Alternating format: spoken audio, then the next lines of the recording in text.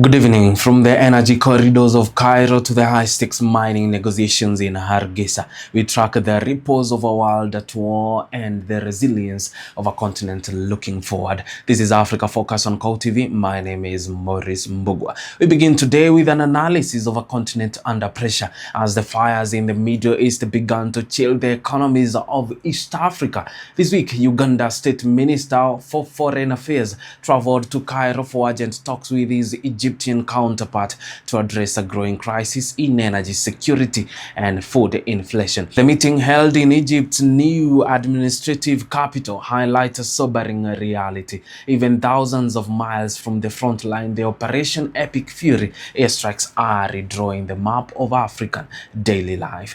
Egypt, a nation of over 108 million people, is currently facing a staggering $20 billion annual bill for oil products, with nearly half of its diesel and over a quarter of its gasoline being imported. The disruption of the Strait of Hormuz has forced Cairo to abandon its reputation as a city that never sleeps. The government has reportedly mandated nationwide early closing times for businesses, forcing restaurants and hotels to go dark during their most profitable hours. This is a direct response to the surge in global energy prices that began in late February. However, from an African perspective, this meeting focused on more than just fuel. Egypt reaffirmed its commitment to backing massive water and dam projects across the southern Nile basin, including in Uganda. This suggests a strategic Nile solidarity even as Cairo enters a period of forced budget cuts. It understands that long-term stability in East Africa depends on shared infrastructure. For Uganda and its neighbors, the challenge is now a race against time. How to maintain development goals when the cost of every energy needed to build them is skyrocketing due to a war they did not start.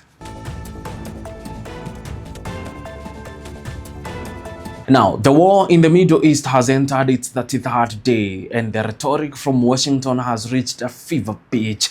In a national address, President Trump claimed that the primary goals of the campaigns are nearly finished, suggesting that Iran no longer poses a significant threat. He vowed to intensify strikes over the coming weeks to effectively dismantle the nation's infrastructure. However, a major war of words has broken out over a potential exit. While the US president claimed on social media that Tehran had reached out to beg for a ceasefire, the Iranian foreign ministry has dismissed the claim as entirely baseless, stating that threats and deadlines will not move the Iranian people. The geopolitical fallout is now threatening the very foundation of Western alliances. In a recent interview, President Trump allegedly described NATO as a paper tiger and stated that he is seriously considering withdrawing the United States from the 77-year-old alliance.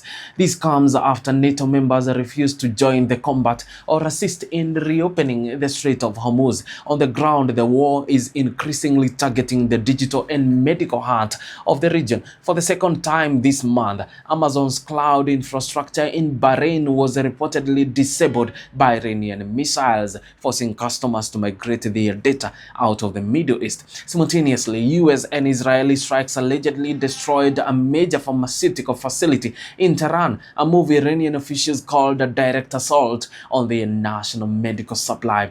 With gas prices hitting $4.06 a gallon and the death toll in Iran surpassing 2,000, the world watches as the Strait of Hormuz remains a ghost lane, with fewer than 6 ships passing through a channel that once handled over 100 every single day. Now, turning our focus to the Horn of Africa, we analyze a major diplomatic and economic breakthrough in Hargeisa. President Abdirahman Mohamed Ero hosted a high-level delegation of Australian business leaders at the presidential palace this week, marking a new chapter in Somaliland's quest for international economic integration. The analysis here is clear. Somaliland is no longer just seeking recognition, it is seeking partners. The president pitched the nation as a stable, independent independent entity governed by transparent laws specifically designed to protect foreign capital.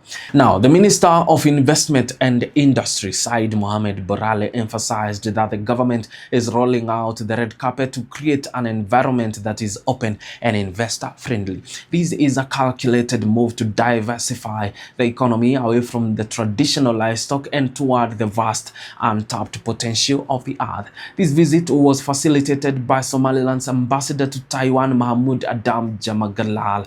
This highlights a sophisticated triangular diplomacy using existing ties in East Asia to bridge connections with Western mining giants. For Australia, a global leader in extraction technology, Somaliland represents one of the final frontiers of mineral wealth. For Hargeisa, these mining deals are the bricks and mortar of sovereignty. If international firms begin multi-decade projects in the hills of Somaliland, the de facto independence of the republic becomes an economic reality that the rest of the world can no longer ignore.